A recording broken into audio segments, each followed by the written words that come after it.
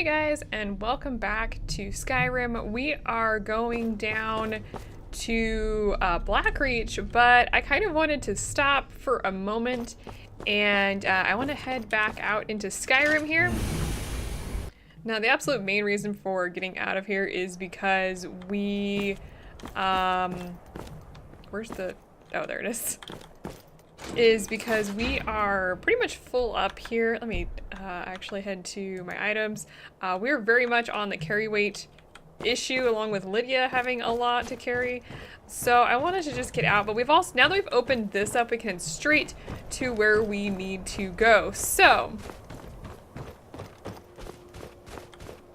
well, that's unfortunate. How did I miss that? So this time, what I want to do is I actually want to, this is like an, is this from Star Wars? Because it kind of reminds me. But no, okay, what am I trying to say here? I'm gonna go to town, I'm gonna sell some stuff, so I'm gonna make a run for it, and I'll be right back so I can show you guys what I'm doing. Alright, welcome back to Alfdan. I have went and dropped off all sorts of things, so we are carrying about half of what we were carrying originally, which will make things so much easier for us in the long run, especially since we've got a lot to do. Oh, I see. I'm guessing there's a giant over there. I'm not even going to address that. Let's go down. Okay, so this is the dwarven mechanism that we needed to fiddle with. So we're gonna put the attunement skill, attunement thing in there. What just happened? Ah, attunement sphere in there. So that's all done and taken care of. Did I get this chest? No, I did not. How did I miss this? Yeah, we're gonna grab all of that because why not? So this opens up some stairs, and that's kind of nice. That's actually really nice. Let's scurry on down to Blackreach. Okay, so welcome to Blackreach. If you've never been here before, oh, we are already in combat. Are you using that? I didn't give you that to use. Apparently, wait, she's using 2 stabs that I gave her? I have so many questions. Alright. I know, my sword doesn't have any charge, and that's absolutely fine. Well, if she wants to use the stabs that I gave her to hold on to, she can. I'm not gonna, like, complain about it. Alright, but anyway. What are you attacking? Oh. Oh yeah, the Falmer are down here too. Poison me? Rude. What? I look away for 1 minute and suddenly there's Falmer just everywhere. Stop! What the heck? Are we done? I think we're done. Okay. I don't have enough Falmer ears to... What a way to die. I'm gonna go ahead and take all of that. Thanks. Okay. Are we done? Are we done? Are we just... Is everything complete? Because I'm not done showing off this place. I missed on my jump. Anyway, this is Blackreach. It is, I think it's one of the largest areas in the main game that's not the overworld. So, overworld? Sure, we'll go with that. So let's just get going. Now, real quick before we get scurrying in here too much. First of all, that's terrifying. And secondly is, can I get an actual look at this place without activating everybody? This place is huge. This place is absolutely ginormous. And we have a lot to do in here.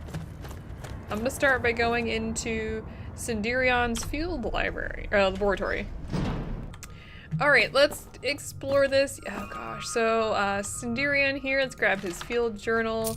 He's got some chests. Let's go take care of the noisy thing. So we've got a Crimson Nern root here, and we started a return to your roots. Let me, that's not my journal.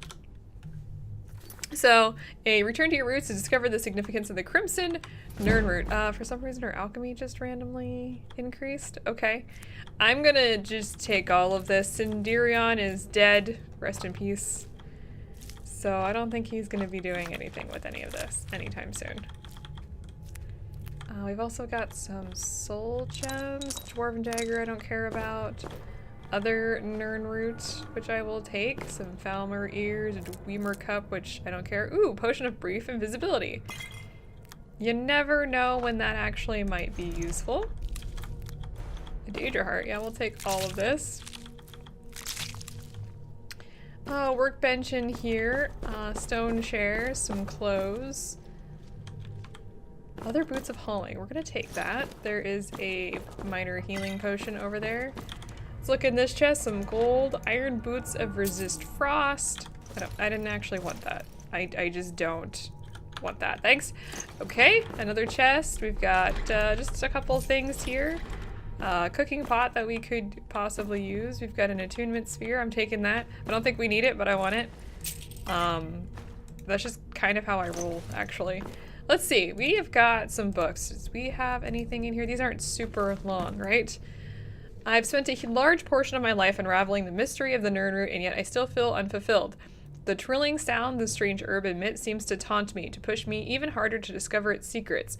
Even after a generous and indomitable traveler became a field collector in my stead and provided me with 5 score of the Nirnroot, I was only able to muster what I consider a mediocre alchemical creation at best. This only served to strengthen my hunger and whet my appetite for the solution. It wasn't until over 50 years later that the answer to my prayers was carried into my basement workshop at the West Weld Inn. The first thing I heard was that familiar tone, that unmistakable warble unique to the Nirnroot. But when I turned around, my heart leapt and a chill ran down my spine. This was indeed a Nirnroot, but of a variety the likes of which I've never seen. The herb was awash in a spectacular array of red hues, each leaf seemingly emblazoned with innumerable variations of crimson. I couldn't move. I was completely transfixed. Never in my wildest dreams could I have imagined a species of Nirnroot with such a unique property. After an awkward silence, I finally managed to stammer out a few questions to the traveler who'd brought me this treasure. He told me his name was Obeth Arnesian, a treasure seeker from Skyrim. Apparently he'd been exploring a vast subterranean network of grand caverns called Blackreach and had stumbled across what he dismissed as a noisy red weed. Fact. His expedition was largely unsuccessful and he didn't want to leave the caves empty-handed, so Obeth picked up one of the Crimson Nirnroot to bring home. He said that it took some time, but eventually he was pointed my way, and that perhaps I'd pay a fair price for it. Before I could gather my wits and ask anything else, Obeth offered to sell me the Crimson Nirnroot sample, a map showing me how to find Blackreach, and the strange key needed to breach its outer defenses. It took me mere moments to decide. Obeth left Skingrad 1,000 septims richer, but I would have easily paid 10 times that amount to obtain the sample alone. It took a year of planning, but I was able to pack up and sell my workshop and make my way to Skyrim. Before delving headfirst into Blackreach, I knew I needed to set up a new laboratory, but wished to do so in seclusion. After making inquiries at the College of Winterhold, of which I was an honorary member, I was directed to speak to Avrusa Serethi, a student of botanical alchemy who had a small farm near the city of Riften. By bartering my knowledge of Nirnroot cultivation, I was able to secure Serethi Farm as a launching point for my field research. I kept the knowledge of the Crimson Nirnroot a secret from Avrusa, but imparted everything else I knew to her in exchange for her hospitality. A few months passed, but I was finally ready to enter Blackreach. I used the runed lexicon that Obeth had provided and descended into the depths. My goal was to gather enough Crimson Nirnroot to produce my greatest alchemical creation to date. I was certain it would take at least 30 of them to provide the necessary catalyst. This brings me to the present. My initial research seems to indicate that the Crimson Nirnroot has a similar affinity for moisture as the garden variety, but also maintains some sort of symbiotic relationship with the enormous fungi that inhabits Blackreach. It's my guess that the fungi itself is the source of water, absorbing it from the moist subterranean air like a sponge. This provides the ideal environment for the Nirnroot to grow. Unfortunately, the Crimson Nirnroot appears to have a vastly shortened lifespan and are in no way plentiful down here. Gathering 30 of them will be quite the challenge, but hopefully the denizens of Blackreach will allow me to gather my samples unhindered. He dead, yo. So one of the things we're going to be doing while we are down here is collecting the Crimson Nernroot. They're pretty loud, so we should be fine. All right, I'm gonna go into stealth mode here. I know it's not going to protect us in the least bit while we're crawling about, but it's better than nothing. And I don't think any of these little mushrooms here matter. Also, these things chime, as far as I can tell. When you get close to them, they always seem to start making noise.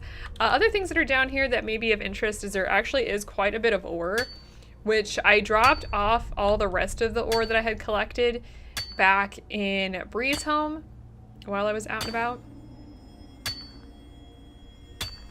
But I do want to collect all the ore that I can because it's pretty well worth it, I think. Now, when it comes to collecting 30 Nernroot down here, I do believe that they respawn after some time, but it's a pain. Now, let's go ahead and look at the local map here. You're gonna want the local map.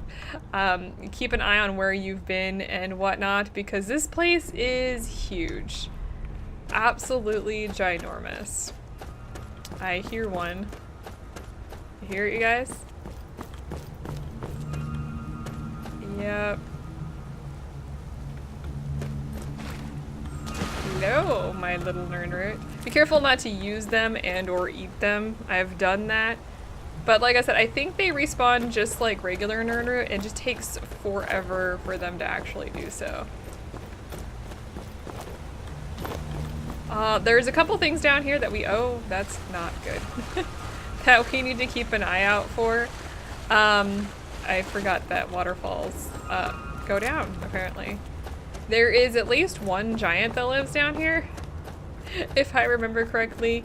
You saw all the dwarven stuff as we were entering, so there's a shiny thing over there. So yeah, without a doubt, those guys are gonna be here waiting for us as well. And yeah, the Falmer. I'm sure there's nothing else of interest in here. Why would there be?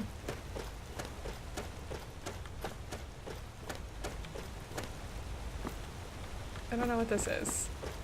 I don't trust it. Oh, I don't trust either of these. I feel like those things will hatch. I just, something in me tells me if we disturb them, they will hatch. So let's not disturb them.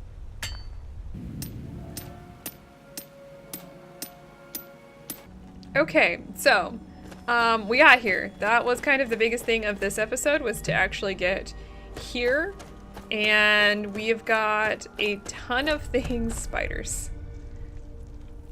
We have a ton of things to experience here while we're in Blackreach. So next time, I'm just gonna dive in and we're gonna see what kind of chaos we can suffer while we're here. And I will see you guys then.